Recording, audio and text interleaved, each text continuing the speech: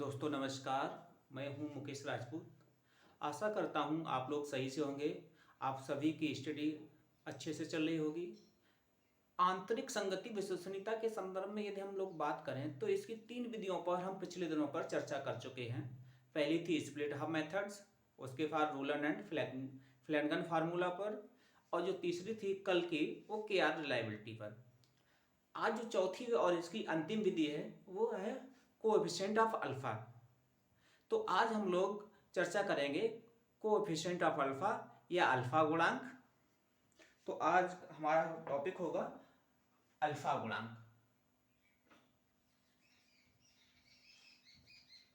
Alpha गुणांक, coefficient of alpha,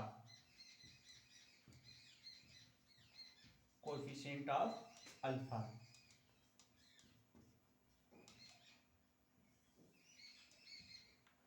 समझते हैं पहले इसके ऐतिहासिक महत्व के संदर्भ में। तो जो कोएफिशिएंट ऑफ अल्फा है इसका जो प्रतिपादन है, ठीक है, तो प्रतिपादन या ठीक है इसके जनक प्रतिपादन है वो क्रॉनबर्ग अल्फा ने किया है। प्रतिपादन क्रॉनबर्ग अल्फा, क्रॉनबर्ग अल्फा, ठीक है, क्रॉनबर्ग अल्फा, ठीक है। और कब किया है? 1951। ये कभी कभी प्रश्न पूछ लिया जाता है कि अल्फा गुणांक का प्रतिपादन किसने किया था, तो क्रॉनबर्ग अल्फा ने कब किया जाता है, ये भी इसकी ईयर भी पूछी जाती है। तो यह है 1951। किंतु इसके जो विकास में जो महत्वपूर्ण योगदान दिया है वो नोवाक और लुईस ने, ठीक है, नोवाक एंड लुईस 1967। और एक और महत्वपूर्ण नाम है इसको लोकप्रिय बनाने में, वो है कैसर एंड माइकेल का, कैसर एंड माइकेल 1975। तो कैसर सबसे ज्यादा इसको लोकप्रिय बनाने का जो कार्य किया है वो कैसर और माइकल 1975 ने किया है। अब देखते हैं कि जब तीन विधियां पहले से उपलब्ध थीं तो चौथी की जरूरत क्यों पड़ी इसकी। अब हम ये कह सकते हैं कि जब किसी भी नई चीज का विकास होता है, उसका प्रतिपादन होता है, तो जो पुरानी होती हैं जरूर उनके में कुछ न कुछ दोष होता है। उस दोष को दूर करने के लिए हमें एक नई चीज की जरूरत पड़ती है, या तो हम उनका मॉडिफिकेशन करते हैं या कोई नई चीज लाते हैं। तो जब तीन विधियां पहले से मौजूद थी तो इनको जो चौथी है अल्फा गुणांक, इंटरनल कंसिस्टेंसी रिलायबिलिटी की, तो क्यों लाई गई, अब इसको हम समझते हैं कि इसकी कहानी क्या है। कल हम लोगों ने बात की थी जो के आर रिलायबिलिटी है, के आर में, ठीक है, के आर है तो उसमें क्या है कि के आर के लिए, ठीक है, टेस्ट का होना बहुत जरूरी है। के आर के लिए टेस्ट का होना बहुत जरूरी है। अब वो टेस्ट कौन से हैं, ठीक है, वो आईक्यू हो सकता है, वो एप्टीट्यूड हो सकता है, क्योंकि इन दोनों का जो आंसर है या तो +1 में आएगा, 0 आएगा। तो ऐसे जो टेस्टों का जो आंसर है वो या तो +1 मिलता है या 0 मिलता है। ठीक है भाई, ये बात हो गई। दूसरी क्या है कि इसमें भाई सजातीयता हो सभी पदों में, ये बात कल हो गई, तो यार इसकी कोई जरूरत नहीं करने की। अब बात आती है कि भाई यदि स्केल है, मापनी है, तब क्या होगा। अब जैसे मान लीजिए कोई मापनी है, स्केल है, ठीक है, मापनी है। अब मापनी में जो आंसर होते हैं वो मल्टीपल चॉइस टाइप के होते हैं, ठीक है। अब जैसे मल्टीपल चॉइस में जैसे मान लीजिए कोई 5 पॉइंट स्केल है, तो ये उसकी बात कर लें तो सबसे पहला ये पॉइंट हो गया उसका पूर्णता सहमत, ठीक है, पूर्णता सहमत, ठीक है। फिर उसके बाद बात हो गया सहमत, फिर उसका हो गया तटस्थ या न्यूट्रल, तटस्थ। फिर उसके बाद हो गया असहमत, असहमत। और नेक्स्ट हो गया पूर्णतः, लिख लीजिए पूर्णतः असहमत, असहमत। अब ये है, अब इस स्केल में से अब आपसे कहा जाए कि भैया इसको कोई भी आइटम है उस पर आप अपनी दो क्या राय है, आप पूर्णतः सहमत हैं क्या सहमत हैं तटस्थ हैं, ठीक है। तो अब इनमें से आप कोई भी एक कर सकते हैं। अब इनका जैसे मान लीजिए यहाँ पे ये न्यूट्रल है, ठीक है। तो अगर इसको एक तरफ से मान लीजिए वो आइटम के ऊपर से चलेगा, कहीं पर यहाँ पे पूरा मार्क्स मिलेगा, कहीं पे यहाँ पे मिलेगा, वो पॉजिटिव निगेटिव के ऊपर, लेकिन यहाँ पर क्या है वो न्यूट्रल है।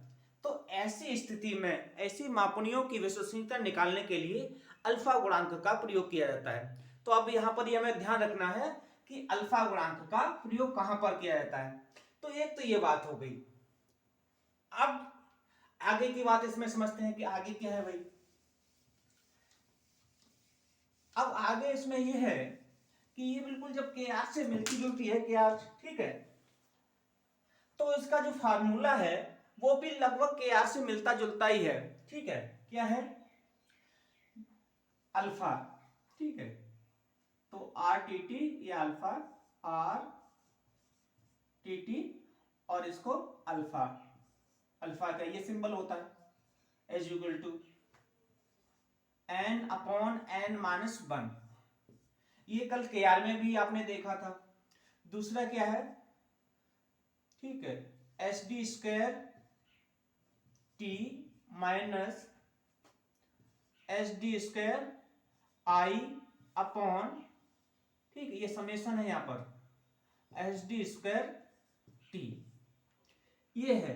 तो अगर आप ये देखें ये सारी चीजें N upon N minus one, ये भी था के आर में एच डी स्क्वायर, ठीक, टी ये भी था, ये भी था, केवल ये। तो इसके स्थान पर क्या था उसमें समेशन पी इंटू क्यू था, ये था के आर में। और यहाँ पर क्या हो गया एच डी स्क्वायर आई, क्योंकि यहाँ पे वेरिएंस के ही देख रहे हैं। तो ये इसका हो गया आपका फार्मूला, ये बात हो गई।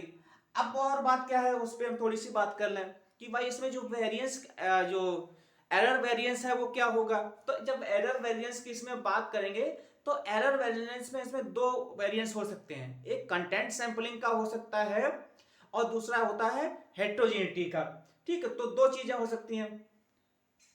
तो एरर वेरिएंस में दो वेरिएंस आपको मिलेंगे, एक मिलेगा कंटेंट सैंपलिंग का, कंटेंट सैंपलिंग, और दूसरा क्या मिलेगा कंटेंट हेट्रोजेनिटी, कंटेंट हेट्रोजेनिटी। ये दो चीजें मिलेंगी। तो अब इसमें याद रखने की महत्वपूर्ण बात क्या है, तो इसमें याद रखने की महत्वपूर्ण बात यही है कि जो अल्फा कोएफिशिएंट है उसका प्रयोग हम स्केल के लिए करते हैं, मापने के लिए करते हैं, ये बहुत महत्वपूर्ण बात है। दूसरी बात ये महत्वपूर्ण है इसमें कि जो के आर में अशुद्धियां होती थी वो अशुद्धियां यहां पर नहीं होती हैं। दो चीजें ये महत्वपूर्ण हो गई। तो प्रश्न यहां से दो तीन बनेंगे।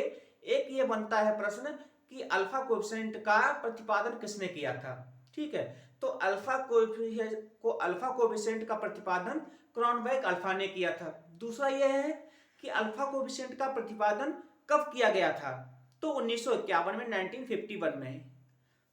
दो क्वेश्चन ये हो गए। तीसरा क्वेश्चन ये बनता है कि इसको लोकप्रिय बनाने में किन किन ने योगदान दिया। तो इसको लोकप्रिय बनाने में नोवाक और लुइस, ठीक है, अब कैसर और माइकल ने योगदान दिया। अब प्रश्न एक ये भी बनता है कि अल्फा गुणांक को सर्वाधिक लोकप्रिय बनाने में किसने योगदान दिया था। तो सर्वाधिक योगदान है वो कैसर और माइकल का है। और एक और जो क्वेश्चन बनता है कि इसका कभी कभी फार्मूला पूछ लिया जाता है कि अल्फा गुणांक का फार्मूला क्या है। तो फार्मूला है कि अल्फा इज इक्वल टू या R T T is equal to हो गया आपका N upon N minus one into H D square T minus summation H D square I upon H D square T, ये इसका formula है। तो इतने यहां से प्रश्न बनते हैं। दोस्तों यदि आपको विषय वस्तु अच्छी लगती है तो आप लोगों से अनुरोध है कि आप विषय वस्तु को लाइक करें, सब्सक्राइब करें, दोस्तों के साथ शेयर करें। मिलेंगे अगली वीडियो में। जय हिंद।